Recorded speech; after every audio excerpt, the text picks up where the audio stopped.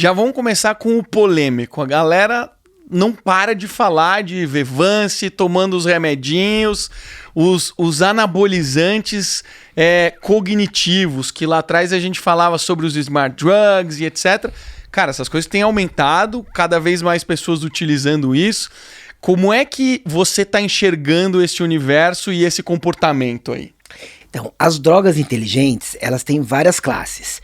Elas podem começar desde os nootrópicos, que são suplementos com chance de efeitos colaterais muito, muito baixos. E ela pode ir evoluindo até drogas como a Venvance, que melhora a cognição, mas tem chance de efeito colateral, que a pessoa pode ficar mais irritada, que pode aumentar a pressão arterial. Então, são drogas que melhoram sim nossa capacidade cognitiva, mas tem que ser usados com muito cuidado. Eu gosto de comparar muito com aquela pessoa que vai para academia e que começa a tomar um anabolizante hormonal para ter um resultado melhor, ou um atleta que começa a usar um anabolizante hormonal para render mais nas provas. Ele está numa relação risco-retorno, né? Então, as pessoas hoje estão usando muitas dessas drogas inteligentes para melhorar a capacidade. E o que me questiono muito, foi até uma brincadeira que eu fiz vindo para cá, é se o doping cognitivo deve ser testado e deve ser punido. Porque imagina o seguinte, Marcelo, você é o executivo de uma empresa, tá? E você não tem déficit de atenção, portanto você não toma o Venvance. E você tem um colega seu que não tem déficit de atenção, mas que toma o Venvance. Ele não está tendo uma vantagem em relação a você? Ou vamos lá para um concurso público. As pessoas estão estudando. Tem pessoas que falam, cara, eu não quero correr o risco de ter insônia, eu não quero correr o risco de ficar mais irritado com a minha esposa, de ficar irritado com a minha equipe, e vou prestar o concurso. Só que tem aquele colega que ele está disposto a correr esses riscos. E aí, o concurso deveria testar o doping ou não? É uma pergunta que hoje eu me fiz, né? Que há algum tempo eu já me faço, e que seria até interessante conhecer a sua opinião. Cara, minha opinião é polêmica. Eu sou a favor de todos os tipos de drogas que aumentam performance. Obviamente que a gente ainda tem muito mito em torno de tudo que circunda esse universo, né? A gente tem médicos até hoje que são contra a testosterona. Eu tenho um professor de boxe que eu falei, cara, você precisa fazer exame, você já tá com quase 45 anos, ele nunca tinha feito. E aí chegou lá, testosterona super baixa, e ele dá 10, 12 aulas por dia. Chegou a testosterona, devia estar em torno ali de uns 300, e eu falei, cara, tá baixo. Você tá com baixa performance, você tá com sono ruim por causa disso, vai num médico. E ele foi. E aí chega no médico, o médico fala assim, não, tá ótimo, tá dentro do fisiológico, dos parâmetros brasileiros, você não precisa fazer nenhum complemento hormonal. Eu falei, cara, tá completamente errado, vai nesse médico aqui. Aí ele foi num médico atualizado e falou, cara, realmente, passou um TRT pra ele, e o cara nunca se sentiu tão bem, a esposa dele nunca se sentiu tão bem em tanto tempo, sabe? Então, eu acho que qualquer tipo de recurso que não traz efeitos colaterais, eu acho que deve ser utilizado. Não sei onde a gente vai chegar, não sei se a gente vai virar ET ou não, mas eu sou super a favor, inclusive, dos smart drugs, né? Exatamente. O que é muito importante a gente pensar nisso. Qual é o ponto em que você está conseguindo melhorar sua performance, sua capacidade, seja na área que for, e que você não está começando a assumir riscos de ter efeitos colaterais? Esse é o grande desafio. Porque fala-se muito, por exemplo, sobre doping na Olimpíada. Bom, por que existe o doping? Em parte para proteger o atleta. Porque se você for falar para o atleta, olha, existe uma substância que vai fazer você ganhar medalha de ouro, só que você vai perder 10 anos da sua vida por conta disso. 3/4 dos atletas aceitam essa droga para ganhar a medalha olímpica. E se você for falar também com empreendedores, com os startupeiros, quantos você acha que se chegarmos e falar, ó, tem essa droga aqui que vai fazer você montar um unicórnio. Virar um unicórnio. Só que ela vai tirar 10 anos da sua vida. Quantos você acha que aceitarão essa droga? Acho que todos.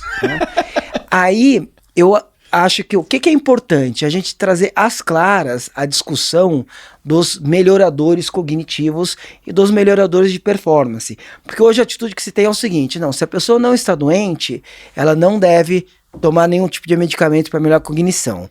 Se a pessoa não tá com a testosterona em 100, ou seja, se a pessoa não tá praticamente morta ali, se arrastando, ela não deve fazer reposição de testosterona.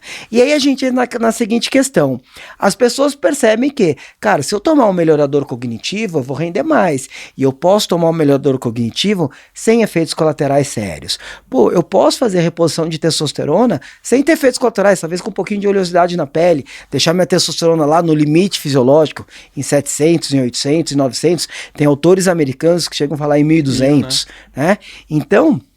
E ela pode fazer isso. Só que como a medicina não está trazendo essa discussão, aí você pega aquela pessoa que fala assim, não, cara, testosterona em dosagem alta nunca vai fazer mal. E tá tentando ir para 1.500, para 2.000. Aí você pega, eu já tive pacientes que chegaram no consultório que eles estavam tomando de 4 a 5 Venvances de 70 miligramas por dia. Uau! Esse cara, ele tava criando uma bomba para ele, tava exaurindo a dopamina no cérebro. E contínuo. Dele. E contínuo, exatamente.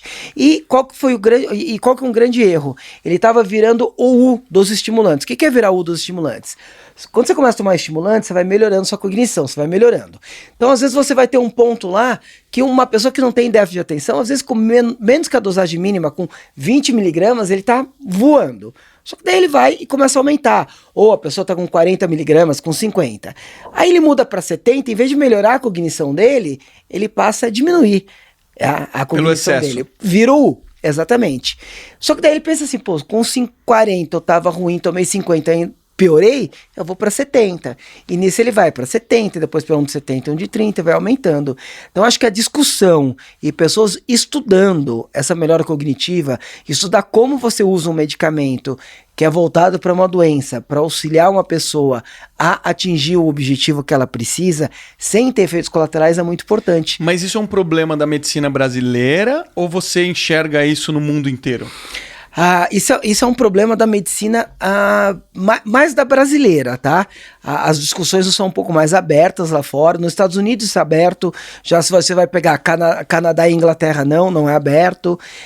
Eu acho que a discussão é muito importante. A medicina brasileira, eu vejo que ela está muito, muito para trás nesse nível de discussão. Ainda muito orientada a sintoma. Tudo que você tem que fazer tem que ter um sintoma, Exato. Tem que ter um CID, né?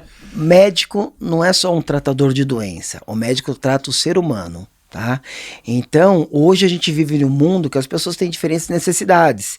E o médico pode estar aliado àquela pessoa para ajudá-la a atingir os objetivos que ela tem sem ter efeitos colaterais. Porque a gente vê, eu gosto muito de comparar com o esporte, porque o que a gente está vendo hoje na área de performance cognitiva, de performance mental, é o que a gente já vê há 20, 30 anos na área da performance esportiva. Cara, as pessoas vão fazer. Elas vão fazer com ajuda médica ou sem ajuda médica. Então, se tivermos médicos responsáveis estudando e mostrando para a pessoa os efeitos colaterais, é a seguinte questão. Uma pessoa, ela chega no consultório de um médico e fala, olha, eu quero tomar testosterona para ter um resultado melhor.